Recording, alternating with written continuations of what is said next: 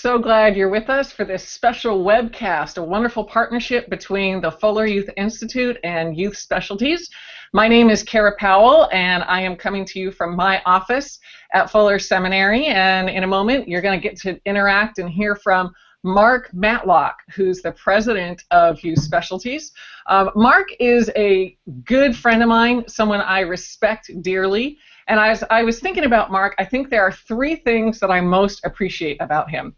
Number one, and this is really in no particular order, but number one, he and I are both members of the high school graduating class of 1987. Woohoo! So we often have all sorts of musical and cultural and clothing jokes from being high school students in the 80s. A second thing that I greatly appreciate about Mark is he and his wife Jade are very thoughtful, intentional, diligent, committed parents. They have two wonderful kids. Sky is a 10th grader and Dax is a 12th grader. So Mark's getting ready to send one of his kids to college, and we'll unpack that, what that's like for Mark. And then third, Mark is somebody who has a real heart for prayer. I remember once I was speaking at a conference and I was a little nervous about what I was doing, and Mark was there, and nobody else at the conference said, "Hey, can I pray for you before you speak?" But Mark did. Mark came and found me and said, "Hey, I just want to pray for you." And that is his heart, his passion for Jesus, and his passion for that at the Billy Graham crusade. Yeah, that's finally you became a Christian at that crusade. That was just a year or two ago, right, Mark? Yeah. So anyway, those are the things that I love about Mark, and he's also going to help us today look at what it takes to really effectively partner with parents. That's something that both Youth Specialties and the Full Youth Institute are committed to.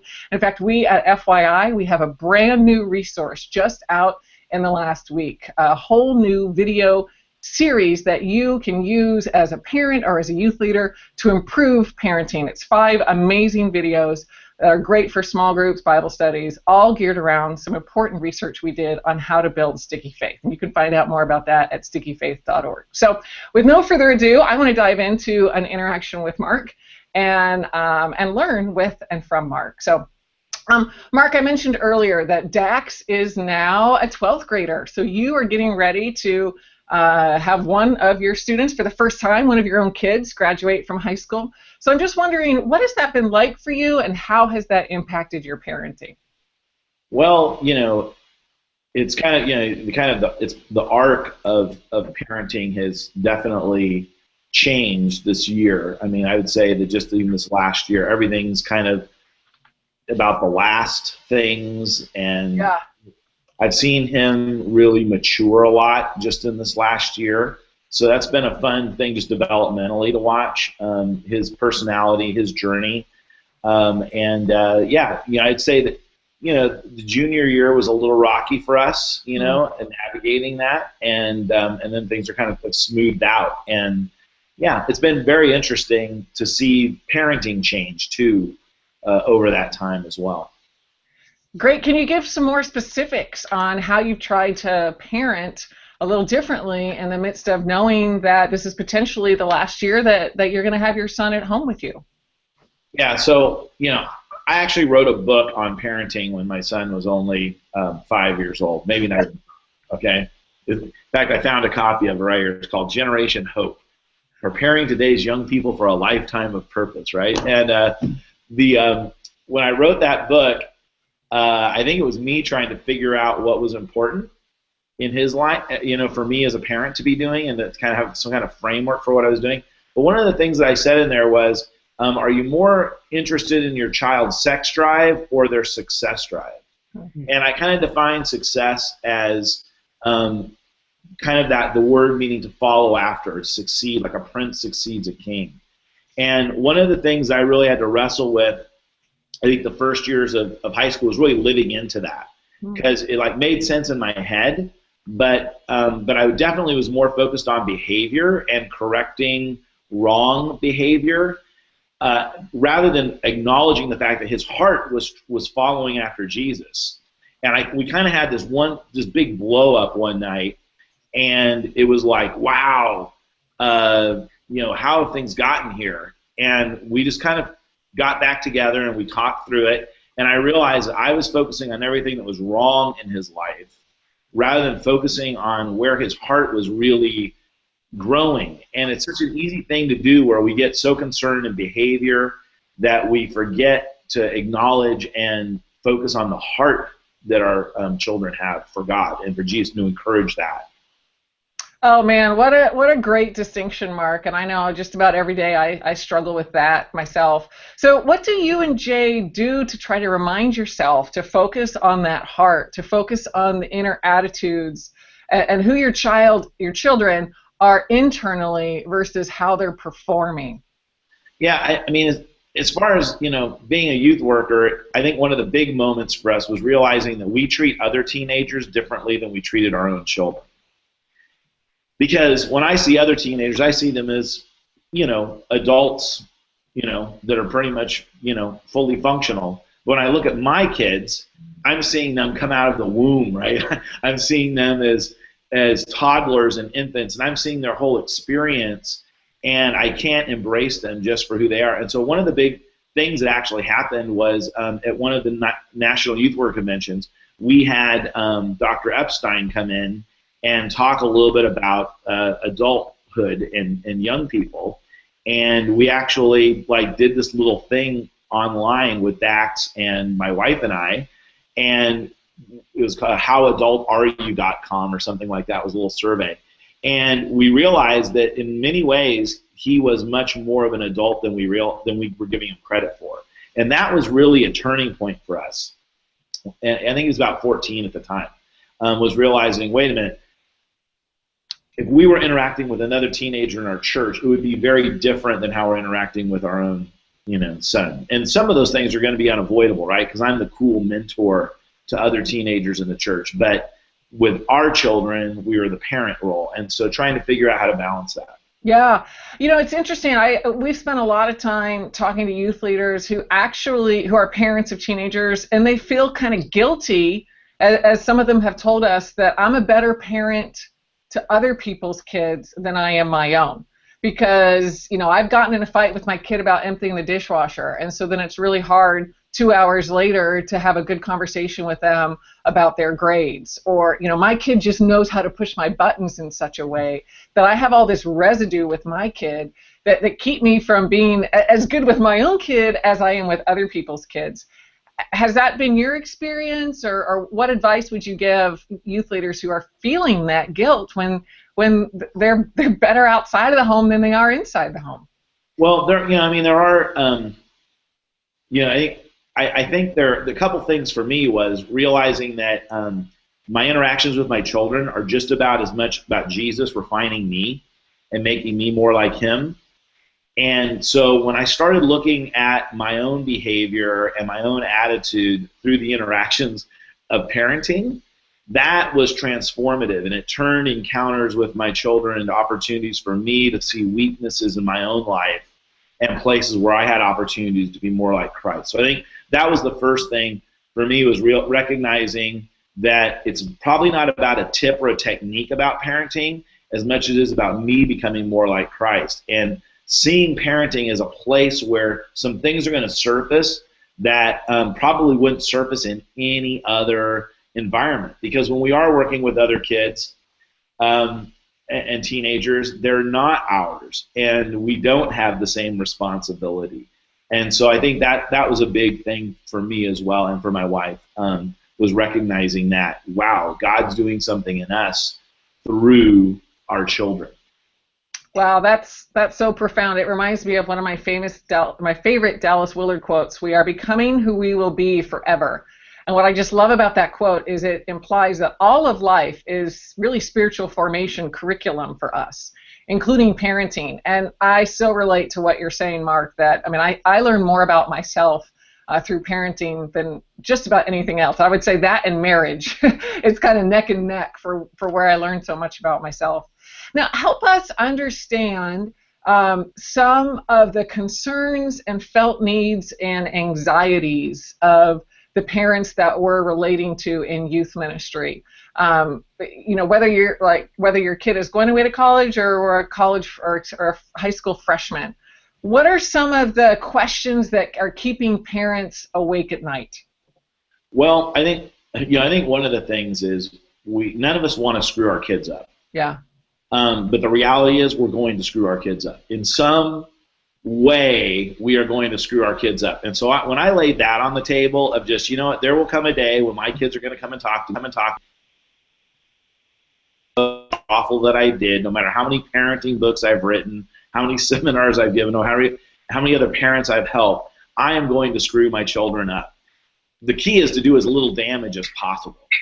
And so, so I think for me, releasing myself of that burden of trying to be a perfect parent or to have perfect children was a huge moment, right? And to realize that my good intentions are a lot of the things that are going to create problems. That because I want to protect my child, I may go too far in protecting them and actually harm them by sheltering them or not giving them exposure. By not wanting to shelter my kids, I expose them to too much. By trying to give my kids options, I put pressure on them to be more than God has made them to be. So there's all these really good intentions. I know as a youth worker, I always saw parents screwing their kids up, and so I had this negative thing until I became one, and then realized, wow, I need to give a lot more grace to moms and dads, and realize that there are very few parents that actually have malicious intent, right? That actually go, I want to hurt my child. Most of those parents find their way to jail pretty quickly. But most parents are trying to do the right thing, and they're just doing harm along the way. And so I think having other people that you're in dialogue with, that you can be vulnerable with, especially a spouse, if you have one, to be able to talk and be honest with each other about your weaknesses and be open about it, be vulnerable to change. And humility is a really big part, I think, of parenting well, is even being able to go to your children after you lose it or do something that was just irrational and go back and go, hey, I was out of line, I was wrong. The respect level with your children goes way up. You don't lose your authority, you earn a lot of it back. That's such a great insight, Mark. We've actually found that in our Sticky Face research, and we cover that in our new Sticky Face Family Guide video curriculum for folks who are interested in finding out more about how simply saying I'm sorry to our parents can do so much in a relationship. Honestly, I apologize to my kids just about every other day for ways that I blow it. So I want us to think a little bit about how we as youth leaders can respond to. We've touched on how parents can feel guilty. We've touched on how important it is for parents to be able to talk about their journey with other parents. So let's put on our pragmatic hat for a moment and ask, so then what does that mean for us as youth leaders? What kind of response should we give to parents? Tangible programs, resources through our ministries.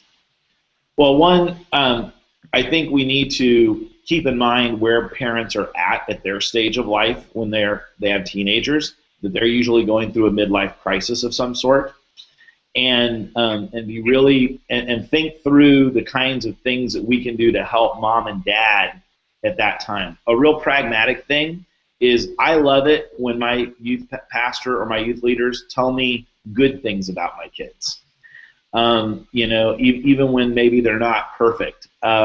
For them to say, hey, I was just watching so-and-so at church tonight, and I just was, they're so kind in the way that they treat other people. Or it's really fun seeing your daughter's creativity and her willingness to go up and do these creative things. It's just nice to hear those things. And I think that's a real practical thing. We often only talk to parents when we're having trouble with their teenagers, but we need to look for opportunities to say good things. That means a lot to a mom and a dad, and it builds a lot of trust in I think, the youth ministry as well. Well, that's one thing. I love that, Mark, because it's something that any youth leader can do any day. I mean, people are watching this right now can be sending an email or shooting a text. Saying, hey, your son did a great job greeting somebody who is new to our youth ministry, or whatever it might be. So that's excellent. What about some ways that youth leaders can equip parents, offer parents training? What kind of suggestions do you have about that? Well, I think, it's interesting. Several years ago, David Kinnaman and I did a little mini research project, and we asked for parents' perceptions of youth pastors. And one of the things that parents said is that was the number one thing was that they didn't feel their youth pastors communicated with them enough. And so I think that anything that we can do, and communication isn't just a one-way thing, it is a two-way conversation where we need to be listening as well. Sometimes parents have great insight for us that I think is really important. And so not just putting things out there training-wise for them, but giving them opportunities to breathe in. And not one-on-one. Do it in a group, because positive peer pressure works with moms and dads too. If you have one parent or another that's more problematic in giving advice or weighing their opinions, some of those other parents can help police and navigate those things for you when you have them helping give feedback in a group. So I think that's an important thing. Obviously, YS, Sticky Faith, Fuller Youth Institute, we have lots of resources that we can do training. And I think it's really important that we offer that to moms and dads. But I also know that a lot of moms and dads that we want to reach are absent. Mm-hmm. They aren't going to come to our training. It's like I often find when we do training at our churches that it's like, well, these aren't the parents that needed to be here. And so I think we need to be always reaching out to those parents that are not going to attend or show up to the things that we do, to let them know that we care about them. I know so many students that never know, parents never know who their youth worker is. And so to be making that contact, it's simple, but it really, really is effective and meaningful. Awesome. You're giving us great relationship building principles, just like we do with teenagers, how to think about building the same kind of relationships with parents. That's awesome. Speaking of relationships, one of the themes in the research on family intimacy and family faith that has really impacted my own parenting is the importance of family warmth. Simply families enjoying being together. For kids to know that their parents don't just love them, but actually like them. So what does that look like in the Matlock family? How do you try to communicate warmth to your son and daughter? Well, my two children couldn't be more different from one another. My son is one of the most extroverted people I've ever met. So he's like, hey, Dad, want to watch me do geometry homework? And it's like, no, I don't. My daughter is very introverted and creative, but keeps to herself, but has this desire to engage people. So it's really interesting, just some of those dynamics. But I think one of the most important things that we do is we try to have dinner together as a family. And that has been probably one of the most important things that we do. And it's almost, I'm finding more and more that it's almost unheard of in homes that are busy.